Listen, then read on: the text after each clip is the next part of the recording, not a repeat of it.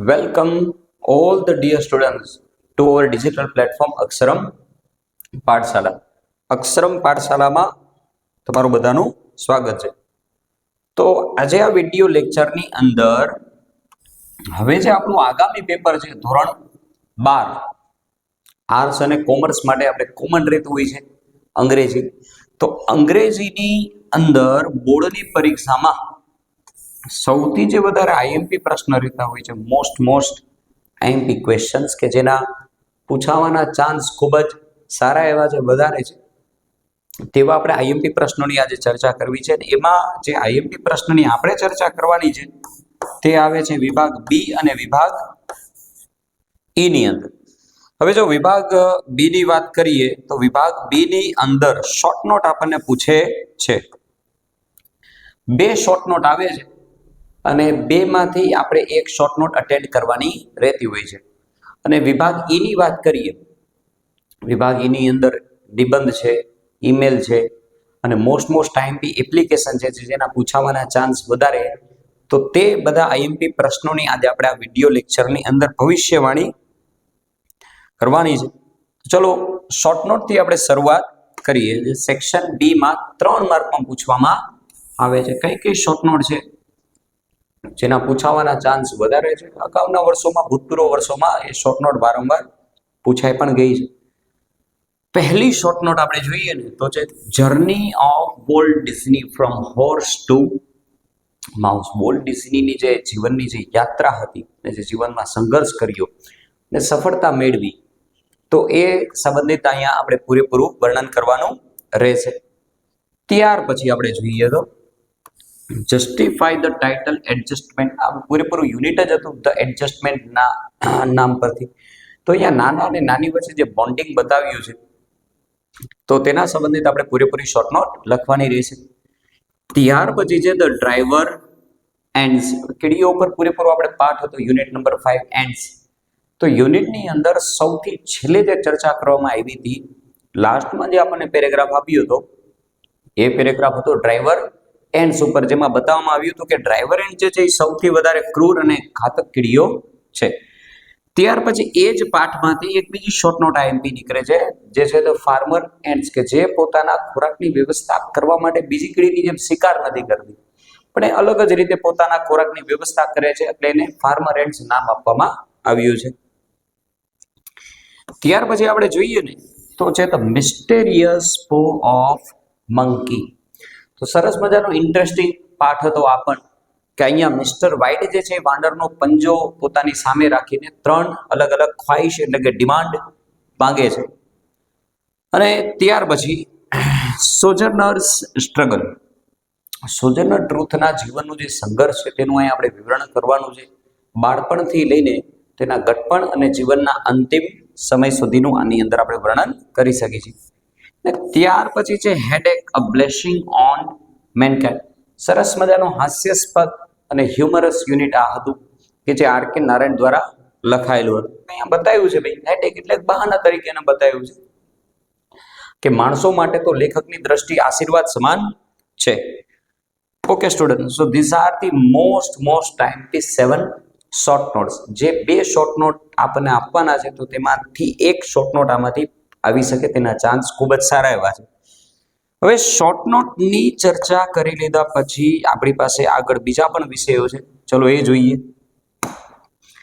બીજા વિષયોની અંદર આપણે ચર્ચા કરવી છે ઈમેલની.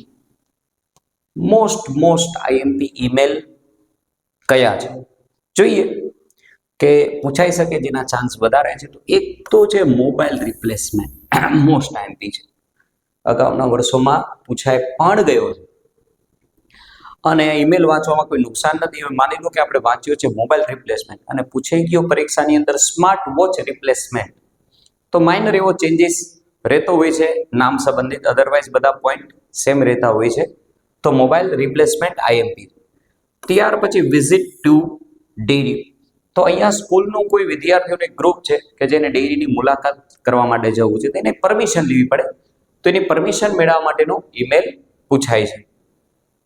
ત્યાર પછી અહીંયા જોઈને તો આ એક ફરિયાદ કરતો ઈમેલ છે, ઇનસફિશિયન્ટ રોડ લાઇટ્સ, કે રસ્તાઓમાં શેરીઓમાં જરૂર પૂરતી લાઇટો છે નહીં અથવા અપૂરતી છે અથવા લાઇટો ચાલુ નથી થતી, આ બધી ફરિયાદો રહેતી હોય છે. અને આ ફરિયાદ જે છે તે મ્યુનિસિપાલિટીને કરવામાં આવતી હોય છે અને અંતે એક વિનંતી પણ કરવામાં આવે છે કે આ જે કાંઈ પણ તકલીફો જે છે તેને ઓછા એવા સમયમાં તાત્કાલિક ઝડપથી દૂર કરવામાં આવે.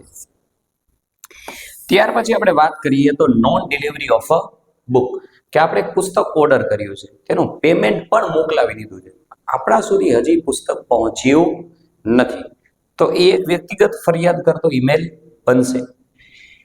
ત્યાર પછી આપણે જોઈએ તો મિસિંગ પેજીસ ઇન બુક, એક પુસ્તક છે કે જેની અંદર પેજીસ છે જ નહીં, 15, 20 કે 25 જે પેજીસ છે તે બુકની અંદર પેજીસ જ નથી. તો અહીંયા શું રહેશે કે જે મિસિંગ પેજ વાળી બુક જે છે તે પાછી મોકલશું અને નવી બુકનો આપણે ફરીથી ઓર્ડર કરશું. ત્યાર પછી જોઈએ તો કમ્પ્લેન્ટ અબાઉટ બેડ રોડ્સ, અહીંયા પણ સ્થાનિકો દ્વારા, લોકો દ્વારા નગરપાલિકાને, મ્યુનિસિપાલિટીને ફરિયાદ કરવામાં આવતી હોય છે કે રસ્તાઓની હાલત ખૂબ જ બિસ્માર છે, ખડતલ છે. તો અહીંયા ફરિયાદ પણ કરવામાં આવે છે અને રસ્તાઓ રિપેર કરવા માટે, સમા કરવા માટે અંતે વિનંતી પણ કરવામાં આવે છે. ત્યાર પછી જોઈએ તો આ પણ ફરિયાદ કરતો ઈમેલ છે કમ્પ્લેન્ટ અબાઉટ વોટર શોર્ટેજ, આ પણ મ્યુનિસિપાલિટી ડિપાર્ટમેન્ટમાં જ જશે, નગરપાલિકામાં, કે ઉનાળાના સમયમાં પાણીની તંગી વધારે છે, જેટલી જરૂર છે એટલું પાણી આવતું નથી, આવે છે તો કટેમે આવે છે, કાં તો ડોરું પાણી આવે છે, આ બધા પ્રશ્ન ને ફરિયાદો રહેતી હોય છે. અને ત્યાર પછી આપણે જોઈએ તો છે મિસસ્પેલ્ડ ઇન નેમ, આપણે કોઈ ડોક્યુમેન્ટ બનાવ્યું છે કે જેની અંદર આપણા નામમાં, આપણા સ્પેલિંગમાં ભૂલ આવી છે, તો તેનાથી સંબંધિત પણ ઈમેલ પૂછાઈ શકે છે. So students, this are the most IMP emails, આ જે છે એના પૂછાવાના ચાન્સ ખૂબ જ વધારે છે. ચલો હવે આઈએમપી ઈમેલની ચર્ચા કર્યા પછી આપણી પાસે બીજા પણ વિષયો છે, એ જોઈએ આપણે આઈએમપી ઈમેલ પછી. તો હવે ચર્ચા કરવી છે મોસ્ટ આઈએમપી એસે, નિબંધ કયા કયા છે જેના પૂછાવાના ચાન્સ વધારે. અને નિબંધમાં એક બેનિફિટ એ છે કે આપણને 3 ઓપ્શન મળે છે, તો 3માંથી કોઈ એક નિબંધ આપણે લખવાનો હોય છે, અટેન્ડ કરવાનો હોય છે. એમાંય પણ આપણી પાસે જે લિસ્ટ છે આમાંથી ગેરંટી એકાદો નિબંધ આવી શકે છે, પૂરેપૂરા ચાન્સ છે. તો જોઈએ આપણે પહેલાથી જ, જેમ કે છે ઈચ વન ટ્રી વન, અથવા તો એનું એક બીજું નામ પણ છે ઇમ્પોર્ટન્સ ઓફ ફોરેસ્ટ. બંને એક જ નિબંધ છે, ભૂતપૂર્વ વર્ષોમાં પૂછાઈ ચૂક્યો છે નિબંધ અને અત્યારે પણ પૂરેપૂરી શક્યતા છે. ત્યાર પછી આપણે જોઈએ તો બીજા નંબરનો નિબંધ છે પ્રોબ્લેમ્સ ઓફ પોલ્યુશન, પ્રદૂષણની સમસ્યાઓ, તેના કારણો અને પ્રદૂષણના નિવારણ માટેના ઉપાયો. હવે વાત કરીએ ને તો આ પહેલા 2 નિબંધ પૂછાવાના ચાન્સ કેમ વધારે છે. આપણે એક 10મા નંબરનો પાઠ હતો ગ્રીન ચાર્ટ, યુનિટ નંબર 10, પૂરેપૂરો જે પાઠ છે ને એ પર્યાવરણ સંબંધિત છે, પર્યાવરણને નુકસાન કરતા પરિબળો અને પર્યાવરણને સુરક્ષિત અને સલામત સાચવી રાખવા માટેના ઉપાયો પણ બતાવ્યા છે. તો એ પાઠ પરથી આપણો આ સબ્જેક્ટ આઈએમપી બને છે. ત્યાર પછી વાત કરીએ ને તો સબ્જેક્ટ આવે છે સુપરસ્ટિશન, અંધશ્રદ્ધા. આ નિબંધ ભૂતપૂર્વ વર્ષોમાં 2 થી 3 વખત પૂછાઈ ચૂક્યો છે અને આ વર્ષે પણ શક્યતા રહેલી છે. ત્યાર પછી તમે જુઓ વુમન એમ્પાવરમેન્ટ, નારી સશક્તિકરણ. આપણા 2 યુનિટ હતા, એક યુનિટ નંબર આપણું 6 સ્ટ્રાઇક અગેન્સ્ટ વોર, પછી યુનિટ હતું આપણું સોજર્નર ટ્રુથ. તેની અંદર મહિલાઓની ભૂમિકા સમાજની અંદર બદલાવ લાવવા માટે અગ્રીમ બતાવી છે, તો એને ધ્યાનમાં રાખીને વુમન એમ્પાવરમેન્ટ, નારી સશક્તિકરણ પૂછાઈ શકે છે. ત્યાર પછી માય ગ્રેન્ડ પેરેન્ટ્સ એટલે દાદા અને દાદી, જે આપણું યુનિટ હતું ધ એડજસ્ટમેન્ટ, તો એને ધ્યાનમાં રાખીને આ નિબંધ પૂછાવાના ચાન્સ અતિશય વધારે રહેલા છે. અને ત્યાર પછી આ નિબંધ ઓછામાં ઓછો 3-4 વખત પૂછાયેલો છે. માય ફેવરેટ કાર્ટૂન સિરીઝ, મારી પ્રિય કાર્ટૂન સિરીઝ કઈ છે. આપણે જાણીએ છીએ આપણો જે બીજા નંબરનો પાઠ હતો અનફોરગેટેબલ વોલ્ટ ડિઝની, તેની અંદર એક દુનિયાની મોસ્ટ ફેમસ કાર્ટૂન સિરીઝ જે છે મિકી માઉસ, તો તેની થોડીક આપણને ડિટેલ્સ આપી છે અને પાઠ પૂરેપૂરો કાર્ટૂન ઉપર અને એના સર્જનકાર વ્યક્તિ વોલ્ટ ડિઝની ઉપર હતો, એટલે આ નિબંધ પૂછાવાના ચાન્સ એક્સ્ટ્રીમલી હાઈ છે. ત્યાર પછી ગ્લોબલ વોર્મિંગ આ પણ આપણે વાત કરીએ ને તો પર્યાવરણ વિશે એક જ છે, જે આપણા 10મા નંબરના પાઠમાંથી આવે છે કે સરેરાશ પૃથ્વીનું જે તાપમાન છે એકંદરે દર વર્ષે વધી રહ્યું છે. તેના કારણો અને અહીંયા પણ તેને નિવારણમાં ઉપાયો આપણે લખવાના રહેશે. ત્યાર પછી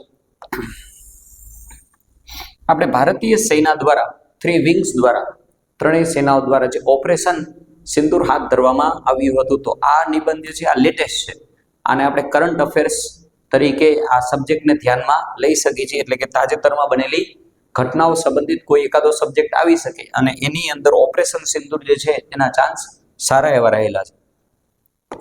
ત્યાર પછી માય ફેવરેટ નેશનલ લીડર, મારા પ્રિય રાજકીય નેતા. તો આની અંદર આપણે કોઈ પણ જે ફેવરેટ નેશનલ લીડર છે તેના સંબંધિત પૂરેપૂરો નિબંધ લખી શકીએ. Okay student, so this are the 9 most MP essays. There are high chances to be asked.